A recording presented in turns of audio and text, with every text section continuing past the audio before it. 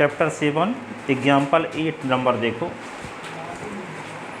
Chapter 7 के example 8, 9 जो अलग टाइप के हैं, वो कई साल आ भी चुके हैं। तो कल टेस्ट का टाइम है सुबह 8 से 9:30।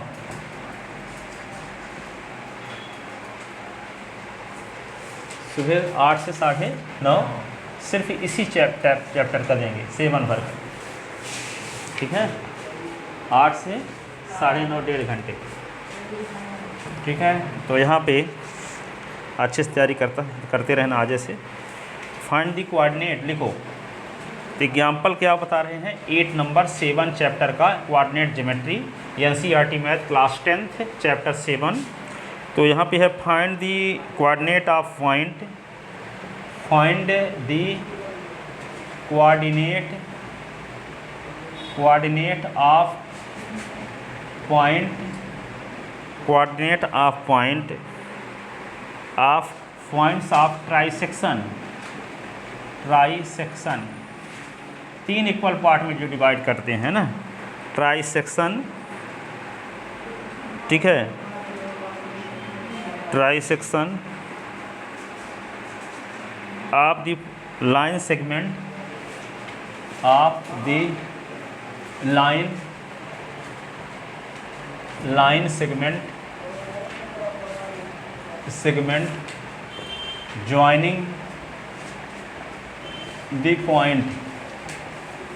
the point 2 - 2। ए है जिसका कोऑर्डिनेट है 2 - 2 और बी जिसका कोऑर्डिनेट है जिसका कोऑर्डिनेट है क्या, -7 4। देखो यहाँ पे ये क्या करना है, सुनो। गिवन 2 पॉइंट, एक पॉइंट है ए जिसका कोऑर्डिनेट है 2 - 2 और दूसरा बी है जिसका कोऑर्डिनेट है -7 4। तो ये दोनों पॉइंट को मिला दो तो एक लाइन बन गई ए बी।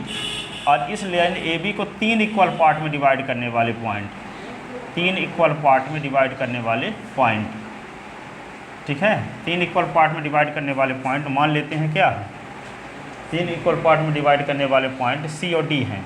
क्या हैं, सी और डी हैं।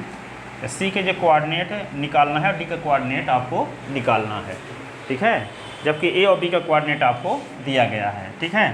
तो यहाँ पे ए का कोऑर्डिनेट है, इसको हम डिनोट कर लेते हैं S1/1 से, ठीक है। और इसके स्थान पे दिया है 2 - 2 और बी का कोऑर्डिनेट दिया है S2/2 और इसको डिनोट करते हैं किससे, -7 4 से, ठीक है। अब जब ये 3 इक्वल पार्ट में डिवाइड करते हैं सी और डी, ठीक है, तो निश्चित रूप से यहाँ से यहाँ तक की डिस्टेंस मान लो के है, ये भी डिस्टेंस क्या है, के है, ये भी डिस्टेंस क्या है, के है।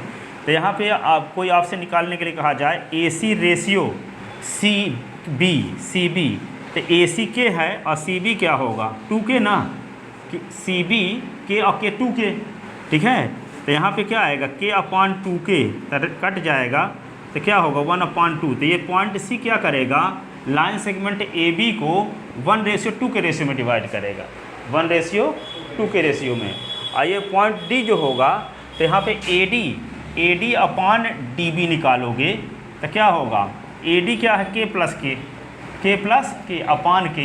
तो क्या होगा 2K/K, एक कट गया तो 2/1। तो जो पॉइंट डी होगा ये 2:1 के रेशियो में डिवाइड करेगा और सी 1:2 के रेशियो में डिवाइड करेगा। तो सेक्शन फार्मूला लगा देंगे, ठीक है। 1 लाइन सेगमेंट AB को 1:2 के रेशियो में डिवाइड करने वाले पॉइंट का कोऑर्डिनेट निकालेंगे और लाइन सेगमेंट AB को 2:1 के रेशियो में डिवाइड करने वाले पॉइंट का कोऑर्डिनेट निकाल देंगे, ठीक है। तो आपको सी और डी का कोऑर्डिनेट आ जाएगा, ठीक है। तो यहाँ पे क्या लिखेंगे, सिंस पॉइंट सी, तो यहाँ पे लिखेंगे let point C and D divide line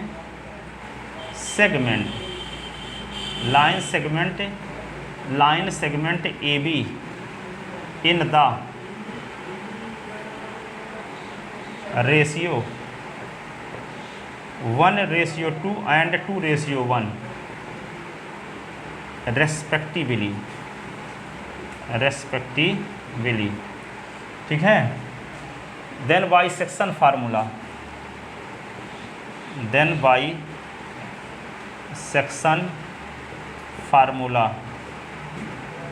section formula, ठीक है।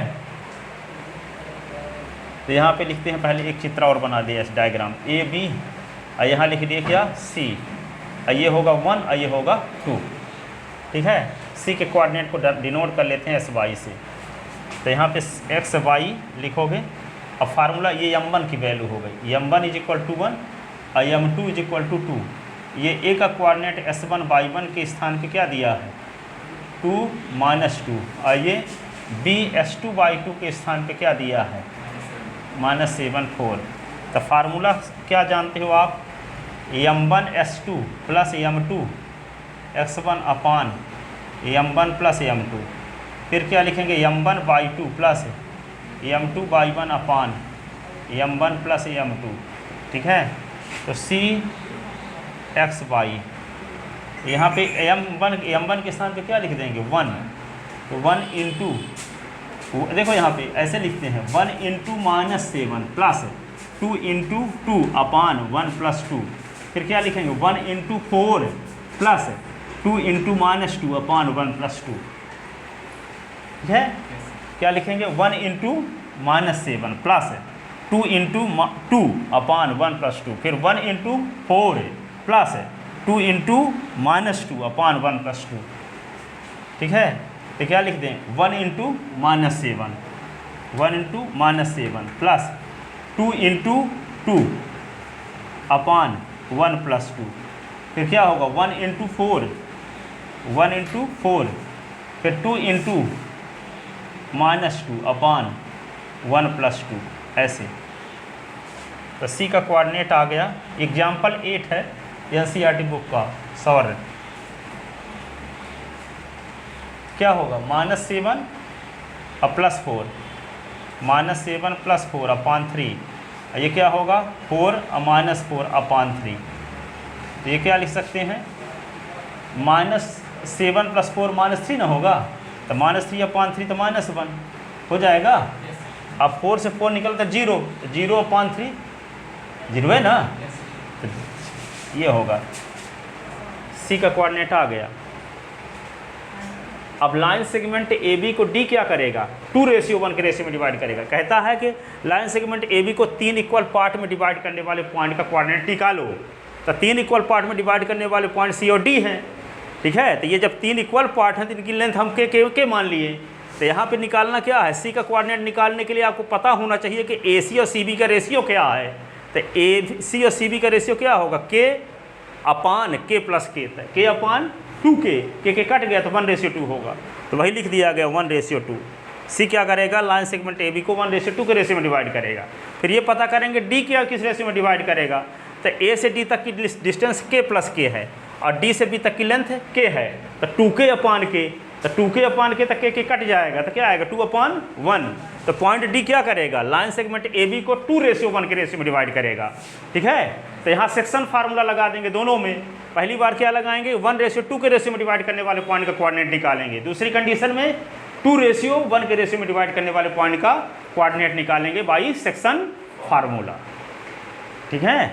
तो यहाँ पे ये आ गया, सी का कोऑर्डिनेट निकाल लिए। अब डी का कोऑर्डिनेट निकालने जा रहे हैं, ठीक है। तो डी का कोऑर्डिनेट निकालने के लिए तो हम एक फिर से यहाँ पे समझने के लिए डायग्राम बनाए लेते हैं। ये ऐसे, ये लिख लिए, ये ए हो गया, ये बी हो गया, और यहाँ पे सी था, ये डी हो गया डी। तो डी यहाँ से यहाँ तक 2 रेशियो है और यहाँ 1। m1 का मान क्या हो गया 2 और m2 का मान यहाँ क्या हो गया 1। ए को डिनोट किया S1 y1 से, इसका कोऑर्डिनेट दिया क्या है ए का 2 - 2। अब बी को डिनोट कर लिए S2 y2 से, S2 y2 के स्थान पे दिया क्या है -7 4, ठीक है। तो सेक्शन फार्मूला से डी के कोऑर्डिनेट को डिनोट कर लेते हैं S'(y' से। तो डी का जो कोऑर्डिनेट होगा सेक्शन फार्मूला से S'(y' किसके बराबर होगा, फार्मूला वही क्या m1 S2 plus m2 S1 अपान m1 प्लस m2, फिर m1 y2 प्लस m2/1 अपान m1 प्लस m2, ठीक है। तो यहाँ पे d ये होगा x डैश, ये y डैश, तो m1 की वैल्यू यहाँ पे 2 है, तो 2 into -7, 2 into -7 plus 1 into 2 upon 2 plus 1, फिर 2 into 4, 2 into 4 plus 1 into -2 upon 2 plus 1, ऐसे। तो d x dash y dash is equal to 7 दूना 14 -14 प्लस 2 बटे 3, ये क्या होगा 2 चौको 8 -2 बटे 3, ऐसे। तो इसको क्या लिख सकते हैं, इसी को 14 से 2 निकल गया तो -12, तो -12 बटे 3, ये क्या होगा 8 से 2 निकला तो 6 बटे 3, ठीक है। अब इसी को क्या लिख सकते हैं 3 चौक 12, 3 दूना 6, इसका कोऑर्डिनेट क्या हो गया -4 और 2, -4 2, तो ये आ गया किसका कोऑर्डिनेट डी का, यहाँ, ठीक है। Hence coordinate of trisection point, 3 equal part में डिवाइड करने वाले पॉइंट कौन कौन हैं, एक है -1 0 और दूसरा क्या है -4 2।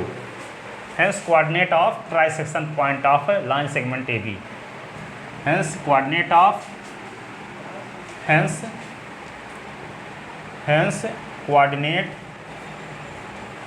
Coordinate of try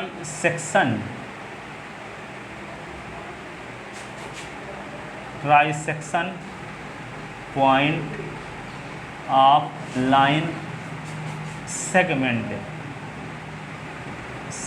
A B are,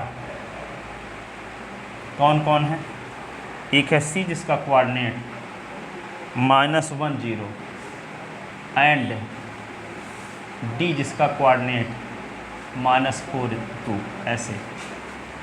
क्या है -1 0 और -4 2, तो ट्राइसेक्शन पॉइंट का कोऑर्डिनेट ये आ गया, 3 इक्वल पार्ट में डिवाइड करने वाले पॉइंट का कोऑर्डिनेट आ गया, ठीक है। 4 इक्वल पार्ट में डिवाइड करने वाले पॉइंट का कोऑर्डिनेट तो कुछ एक्सरसाइज में दिया था और 3 इक्वल पार्ट वाला एग्जाम्पल में दिया, ठीक है। तो कभी 4 वाला आता है तो कभी 3 वाला आता है, दोनों बनने चाहिए। अब एक्सरसाइज में दिया था एक क्वेश्चन में कि एक्स एक्सिस किस रेशियो में डिवाइड करता है, और यहाँ एक क्वेश्चन में दिया है एग्जाम्पल में वाई एक्सिस किस रेशियो में डिवाइड करता है, ठीक है, लाइन सेगमेंट को। तब उसको देखो वाई एक्सिस वाला, उसको भी बताते हैं, ठीक है।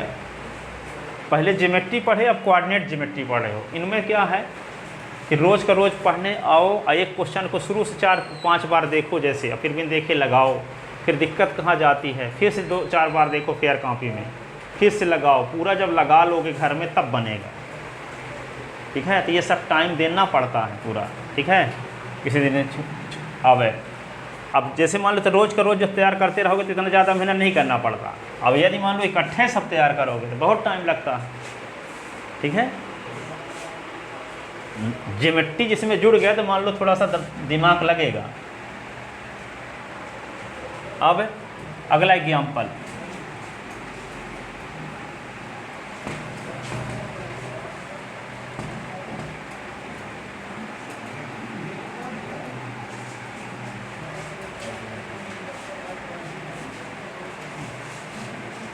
अब कुछ ऐसे होते हैं इनका जेब बेस तगड़े होता है, जैसे ठवी मारिसन का 11वीं क्लास लड़का है, उसको आज 25 क्वेश्चन बताए हैं, कल 2500 बन जाएंगे, टेस्ट देने देंगे तो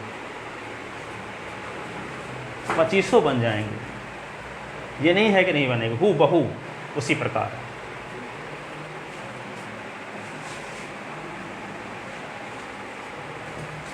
तो वे कोई कमज़ोर नहीं है, वो लोग अपने दिमाग में सर सब 24 घंटे उसी में बिजी रहते हैं, फिजिक्स केमिस्ट्री मैथ में।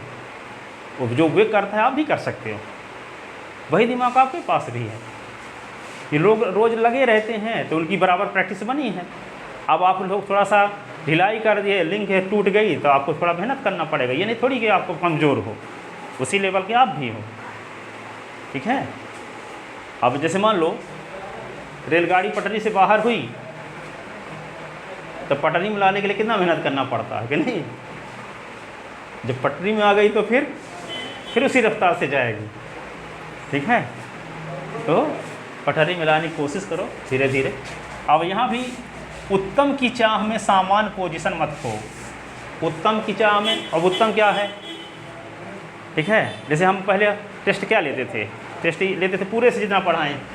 हम ये चाहते हैं कि अभी एक एक चैप्टर कर देते हैं, अभी से जाके जुट जाना, घर में रिवीजन करने लगना, जो बनेगा वही लिखना, भले पूरे समय लगे भर रहे ना 12 बजे रात तक, ठीक है। सुबह उठना तो सुबह 4 बजे से तैयारी करना, 4 बजे से 7, 8, साढ़े 7 बजे तक। अब जितना बन जाएगा, एक एक क्वेश्चन बनेगा, 2 बनेगा, 3 भी, एक भी नहीं बने तब भी चलेगा, पर लगे रहना अपने हिस्से के काम में, ठीक है ना। अब पर ये ना सोचना कि अभी तो इस संडे तैयारी नहीं है, अगले संडे जाएंगे, इस प्रकार कभी ना सोचना, ठीक है। और जो हारना नहीं चाहता वो जीत भी नहीं सकता। हारना क्या होता है बता देते हैं, बहुत सारी चीज़ें। हारना का मतलब ये होता है, मान लो एक स्टूडेंट है ए और बी, ये सी। स्टूडेंट ए मान लो 100 में 100 लाता है हमेशा, अब इसकी तैयारी है इस बार 10 नंबर की, तो वह वह न करेगा इस। और हारना के मतलब ये हुआ कि इसको आना चाहिए 10 नंबर की तैयारी है तब भी। वही जो हारना नहीं चाहता, इसको मतलब हारने के लिए तैयार रहोगे तो अगले संडे क्या होगा, जितोड़ मेहनत करोगे तो 90 तक पहुंच जाओगे, पर इस बार नहीं आओगे तो उस अगले संडे भी 10 नंबर लायक रहोगे। ये बात सब स्टूडेंट थोड़ी जानते हैं कि वो आप 9वीं पढ़ के 10वीं पहुँचे हो, ये कहाँ जानते हो सब चीज़ें। किसी किताब में लिखा है क्या ये सब, कैसे नहीं करना चाहिए। अपने सोच लिए ऐसे कि तैयारी नहीं है तो अगले संडे जाएंगे, अब किसी से पूछे थोड़ी हैं, अपने से सोच लिए। तो ये हारना हुआ एक तरह से। हारना क्या हुआ, कम नंबर पाओ तब भी जाओ, ठीक है, उसमें किसकी बदनामी होगी। अब यदि यहाँ पे अधिक जब आते रहोगे कम नंबर पाने के बावजूद भी, तो क्या होगा, अधिक नंबर पाने लगोगे। और यदि सोचते रहोगे अच्छे से तैयारी होगी तब क्या है, मंडे से स्कूल जाओगे ही, सब विषय का ट्यूशन होमवर्क मिलेगा ही, उसी प्रकार रूटीन तो बने रहेगा, अगला सैटरडे फिर से आ जाएगा और तैयारी उसी प्रकार की बनी रहेगी, ठीक है। तो ये कभी ना सोचना कि जब अच्छी से तैयारी हो जाएगी 0 नंबर ला की तैयारी तभी चले आओ, तो डर तो नहीं रहेगा, किसी बात तो नहीं सुनना पड़ेगा, सब काम करते रहो। स्कूल वाले जो कहें करते रहो, टेस्ट देने के, फिजिक्स का टेस्ट, हिंदी मैथ का टेस्ट हो तो मैथ में चले जाओ, और इंग्लिश का टेस्ट है तो इंग्लिश में चले जाओ, चाहे जितना कम नंबर पाओ, सब स्टेप करोगे तो डर ख़त्म रहेगा, ठीक है। सब विषय पढ़ो, जैसे मान लो इंग्लिश का भी, हिंदी का भी जो काम मिले, ठीक है। आप जो अच्छा रिजल्ट लाते हैं, 100% लाते हैं, तो वे सब विषय न पढ़ते हैं कि एक विषय में 100% लाते हैं, सब विषय न पढ़ते होंगे, ऐसे 24 घंटे में लाते हैं 100% कि नहीं, तो उनके पास 48 घंटा होता है। आप तो कहते हैं मेरे पास टाइम ही नहीं मिलता, तो उनको कैसे टाइम मिल गया था, इसी टाइम में इतना % ले आते हैं। तो क्वेश्चन नंबर देखो अगला 9 नंबर, एग्जाम्पल 9 क्या है,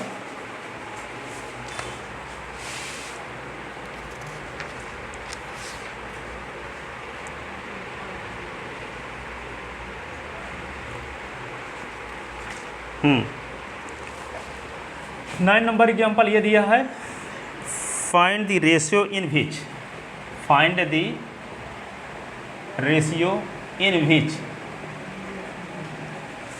find the ratio in which the by axis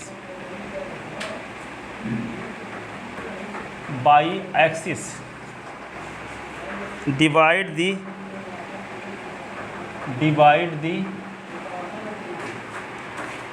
line segment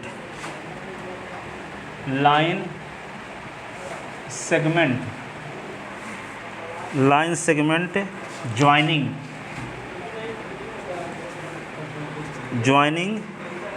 the points कौन सा पॉइंट, 5 - 6 है, 5 - 6 and -1 - 4, -1 - 4। Also find the point of intersection, also find the point of intersection या डिवीजन पॉइंट, इसी को बोल सकते हैं। डिवीजन पॉइंट का कोऑर्डिनेट भी निकालना। अब देखो इसका डायग्राम बनाते हैं। क्या कहता है कि लाइन सेगमेंट 2 पॉइंट दिया है, गिवन गिवन टू पॉइंट, एक पॉइंट का नाम क्या रख लेते हैं, ए को दर्शा लेते हैं किससे, S1 y1 से। इसके स्थान पे दिया क्या है 5 - 6। दूसरा पॉइंट क्या है B, S2/2, और यहाँ पे क्या आएगा -1 -4। ठीक है, अब ये दो पॉइंट हैं। अब कहता है कि बाई एक्सिस किस रेशियो में डिवाइड करता है, एक्स एक्सिस, ये बाई एक्सिस किस रेशियो में डिवाइड करता है, लाइन सेगमेंट ए बी को। सिंपल डायग्राम बनाते हैं यहाँ पे ए बी। ठीक है, अब ए के स्थान पे क्या लिख लिए x1/1, और ये क्या है S2/2। ठीक है, अब यहाँ पे 5 - 6, और ये क्या है -1 -4। अब ये ना कहना कि फर्स्ट क्वाड्रेंट में माइनस माइनस कैसे है, सामान्य डायग्राम समझने के लिए। ठीक है, वैसे तो ये पॉइंट तो इधर होना चाहिए। ठीक है, फोर्थ क्वाड्रेंट में, फिर थर्ड में, पर इसको सामान्य डायग्राम बनाया गया है, फिक्स नहीं बनाया गया, समझने के लिए बनाया गया है ना। तो ये कहता है कि ये y axis line segment A B को किस रेशियो में डिवाइड करता है। तो बाई एक्सिस मान लेते हैं पॉइंट सी पर। अब ये भी जानते हो कि बाई एक्सिस में यदि कोई पॉइंट कंटेन है तो उसका कौन सा कोऑर्डिनेट 0 होता है, एक्स कोऑर्डिनेट 0 होता है। यदि कोई पॉइंट बाई एक्सिस में कंटेन है, जैसे आपको ये बताया गया था कि जैसे मान लो एक्स एक्सिस में यहाँ से यहाँ तक डिस्टेंस क्या है 1 है, तो इसका कोऑर्डिनेट 1 0, इसका कोऑर्डिनेट 2 0, यहाँ से यहाँ तक डिस्टेंस थी तो इसका कोऑर्डिनेट 3 0।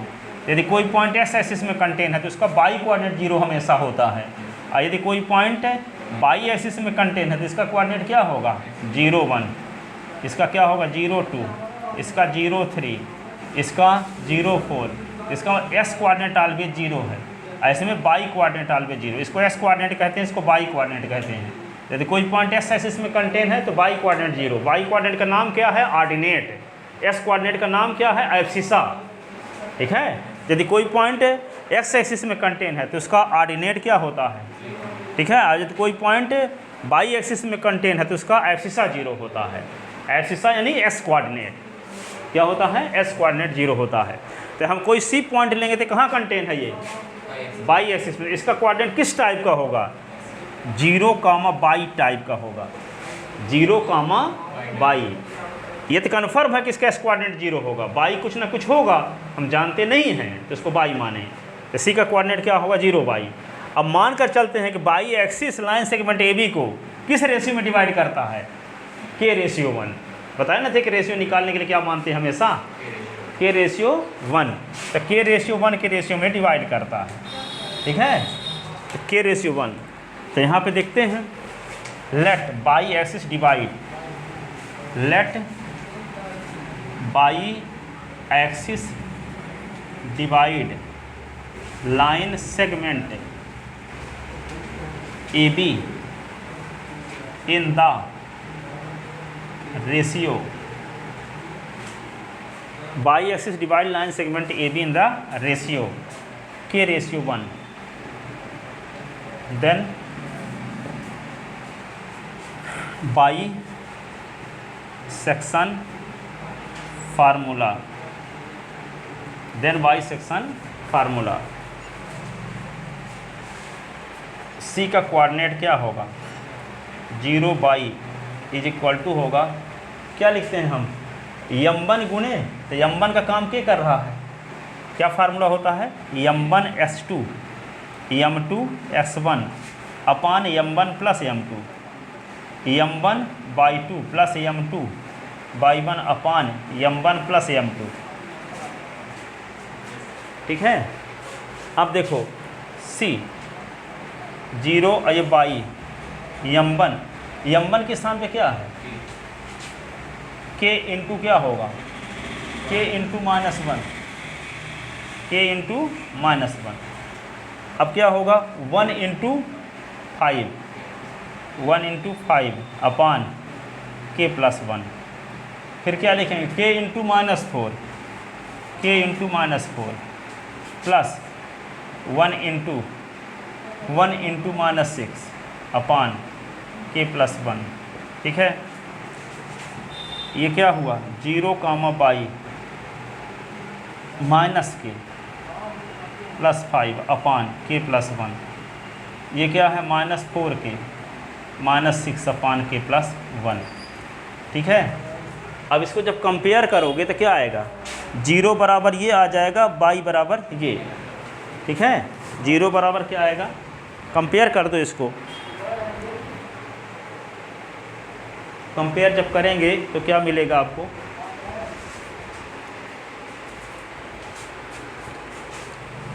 ऊपर लिखेंगे। अब इसको कंपेयर करते हैं तो 0 इज इक्वल टू ये, अब y इज इक्वल टू ये, by comparing 0 is equal to minus K plus 5 upon K plus 1, और ये y इज इक्वल टू क्या हो जाएगा, -4 के -6 अपान के प्लस 1। इसके नीचे 1 लिखेंगे, क्रॉस मल्टीप्लिकेशन करेंगे तो 0 into K plus 1, 1 into minus K plus 5, y is equal to क्या होगा, -4 के -6 अपान के प्लस 1। ऐसे ये 0 इज इक्वल टू क्या होगा, माइनस के प्लस 5, के इधर आ गया तो के इज इक्वल टू 5, के इज इक्वल टू 5, ठीक है। अब यहाँ पे के का मतलब होता है m1 अपान m2, तो के का मतलब ये हुआ 5/1, तो m1 upon m2 is equal to हो जाएगा 5/1, तो m1 ratio m2 is equal to क्या होगा, 5/1। हैंस बाई एक्सिस डिवाइड, अब यहाँ पे hence y axis divide line segment A B in the ratio 5/1। Hence y axis divide, hence y axis divide line segment A B in the ratio 5/1, ठीक है। For the coordinate of division point, तो के की value यहाँ रख दो, इसका नाम इक्वेशन ए डाल लेते हैं। For the coordinate of division point, for the coordinate of division point या intersection point, for the coordinate of division point, तो यहाँ पे we put the value of K in equation ए, तो y इज इक्वल टू क्या होगा, -4 into के स्थान पे क्या रख दें 5, अब -6 अपान, और यहाँ पे के स्थान पे 5 + 1, ये क्या होगा, 4 × 5 = 20, -20 -6, और ये क्या होगा, ये होगा 6, तो यहाँ पे -20 और -26 हो गया ना, 6 काट दोगे तो क्या आएगा, -13/3, 13/3। Hence coordinate of division point, hence coordinate of division point, तो क्या माने थे हम सी ना, इसका कोऑर्डिनेट क्या था 0 बाई ना, तो यहाँ पे क्या लिखेंगे, 0 तो लिखवे करेंगे, बाई के स्थान पे क्या लिख देंगे, -13/3, ये हुआ, ये डिवीजन पॉइंट का कोऑर्डिनेट आ गया, डिवीजन पॉइंट का कोऑर्डिनेट, ठीक है ना। डिवीजन पॉइंट का कोऑर्डिनेट इस प्रकार से निकालेंगे।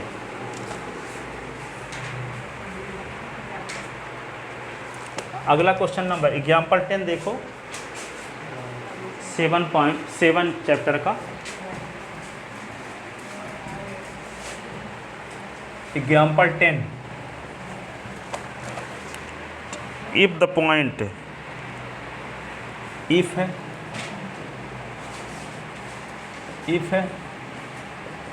द पॉइंट, क्या क्या लिखा है, A61,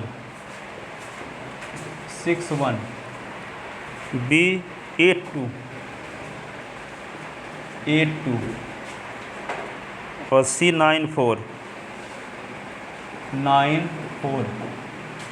और D P3 P3 are the vertex of parallelogram, are the vertex of parallelogram.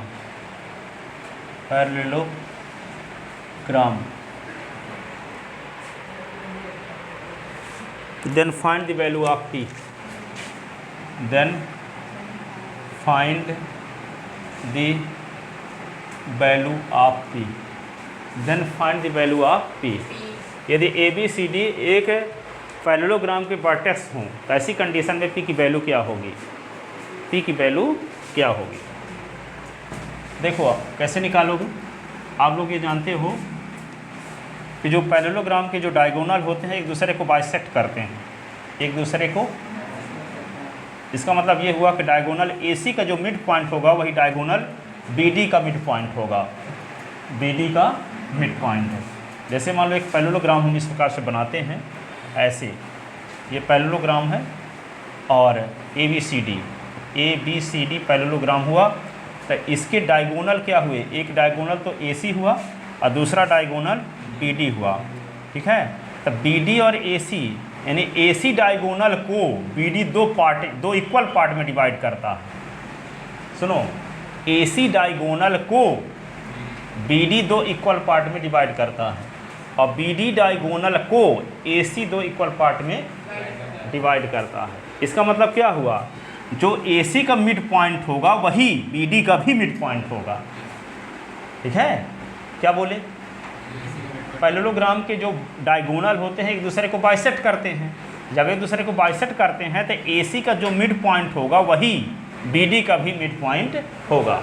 तो mid point of diagonal AC is equal to mid point of diagonal BD कर देंगे तो अपने आप P की वैल्यू आ जाएगी। मिड पॉइंट का फार्मूला क्या है? S1 + S2/2 और Y1 + Y2/2, ठीक है। तो क्या लिखोगे? Given coordinate of vertex TICES vertex of parallelogram ABCD और A का कोऑर्डिनेट S1 Y1 मान लेते हैं, इसका स्थान पे क्या दिया है? 6 1। B का कोऑर्डिनेट 8 2। C का कोऑर्डिनेट S3 Y3 9 4 और D का कोऑर्डिनेट S4 Y4 के स्थान पे क्या दिया है? P और 3, ठीक है। ये कोऑर्डिनेट है S1 Y1 और ये क्या है? S2 Y2 और ये क्या है? S3 Y3 और ये क्या है? X4 Y4, ठीक है। अब सिंस हम क्या जानते हैं कि diagonal of parallelogram bisect to each other, therefore mid point of diagonal AC is equal to mid point of diagonal BD। तो AC के जब मिड पॉइंट निकालेंगे तो क्या लिखेंगे? S1 + S3/2 और Y1 + Y3/2। और जब BD का निकालेंगे तो क्या लिखेंगे? S2 + S4/2 और Y2 + Y4/2, ठीक है। तो क्या लिखोगे? Since we know that diagonal of parallelogram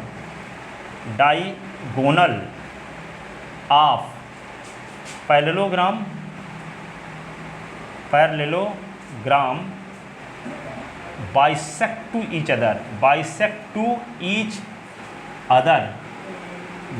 to each other, therefore mid point of diagonal AC is equal to mid point of diagonal BD। Mid point of diagonal AC is equal to mid point of diagonal BD। तो AC का मिड पॉइंट का क्या formula होगा? x1 + S3/2। क्या लिखेंगे यहाँ? S1 + S3/2 और ये Y1 + Y3/2। इधर BD के जब लिखेंगे तो क्या लिखेंगे? S2 प्लस S4 अपान 2, और ये क्या होगा बाई 2 प्लस बाई 4 अपान 2। ठीक है, अब यहाँ पे S1 के स्थान पे क्या लिखोगे वैल्यू, आपको पता ना है, देखो यहाँ S1 की वैल्यू क्या है 6, और ये S3 की वैल्यू क्या है 9 अपान 2, बाई 1 की वैल्यू क्या है 1, बाई 3 की वैल्यू क्या है 4 अपान 2, और यहाँ पे इज इक्वल टू S2 की वैल्यू क्या है 8, बाई S4 की वैल्यू क्या है P अपान 2, बाई 2 की वैल्यू क्या है 2, अब बाई 4 की वैल्यू क्या है 3 अपान 2। ठीक है, और 9 6 15/2, पता नहीं आएगा नीचे, ऊपर लिखे देते हैं, तो 15/2 कामा 5/2 ऐसे is equal to P plus 8 upon 2 comma 5 upon 2। ठीक है, अब कंपेयर करो, इसका फर्स्ट कोऑर्डिनेट इसके फर्स्ट कोऑर्डिनेट के इक्वल, इसका सेकंड इसके सेकंड के इक्वल, दिए सेकंड इक्वल आ ही रहा है, तो यहाँ पे क्या होगा बाई कंपेयरिंग तो क्या होगा 15/2 is equal to P plus 8/2 and 5/2 is equal to 5/2। ठीक है, तो P की वैल्यू यहाँ से निकलेगी, ये 2 काट दो, तो 15 इज इक्वल टू क्या हुआ P प्लस 8, तो यहाँ 15 माइनस 8 इज इक्वल टू क्या हुआ P, 15 से 8 निकाला तो क्या आएगा 7 इज इक्वल टू P, तो P इज इक्वल टू 7, ये हुआ P इज इक्वल टू क्या हुआ 7, P इज इक्वल टू 7। अब